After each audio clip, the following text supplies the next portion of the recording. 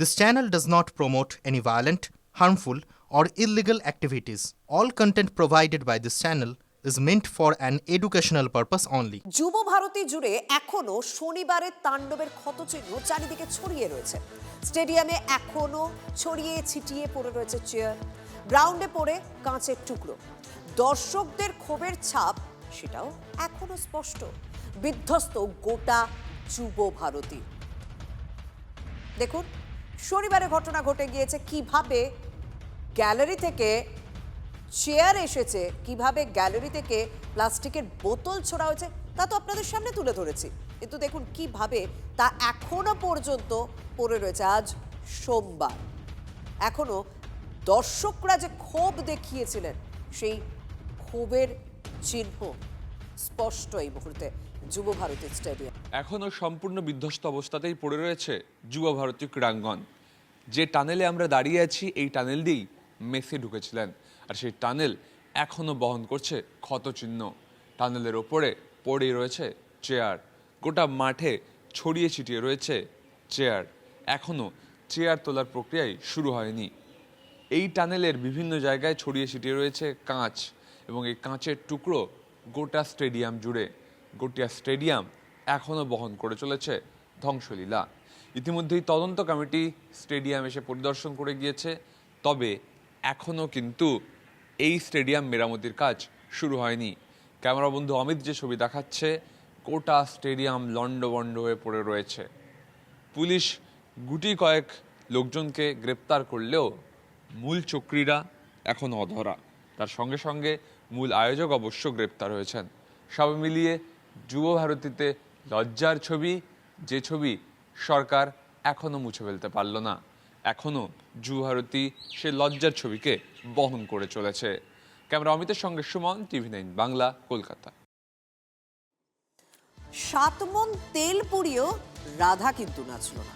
হাজার হাজার টাকা খরচ করেও মেসি দর্শন হলো না ফ্যানেদের।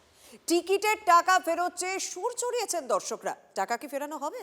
এখনো পর্যন্ত এই প্রশ্নের কিন্তু উত্তর পাওয়া যাচ্ছে। স্বচক্ষে মেসিকে দেখার সুযোগ পেয়েছিল কলকাতা, কিন্তু মাঠে ভিড়ের ঠেলায় আর্জেন্টিনার বিশ্বজয়ী অধিনায়ককে না দেখেই ফিরতে হয়েছে বহু দর্শককে।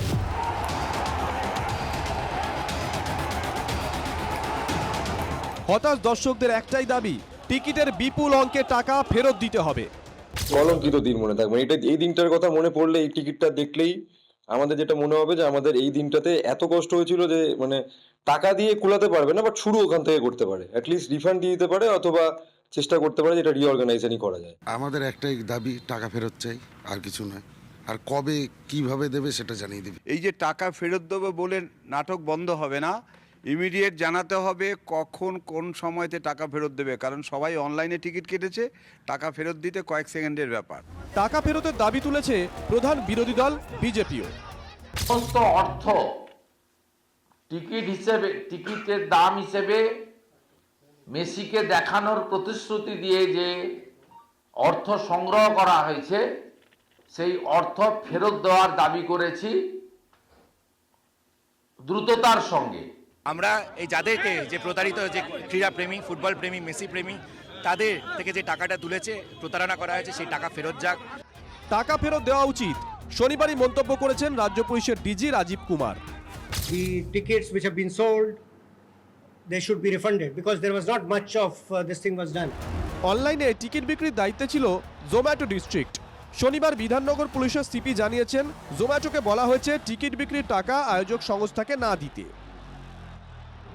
As far as this refund is concerned, আমরা already Zomato ke we have written that whatever money they have collected, that ওই টাকাটা এখনো যে কোম্পানি যার সাথে কন্ট্রাক্ট ছিল ওদেরকে যেন দেওয়া না হোক, ওর কোম্পানি অথবা অ্যাসোসিয়েটেড কোম্পানিকে দেওয়া না হোক। শুধু যে দর্শকদের মন ভেঙেছে তাই নয়, ক্ষতবিক্ষত যুব ভারতী স্টেডিয়ামও।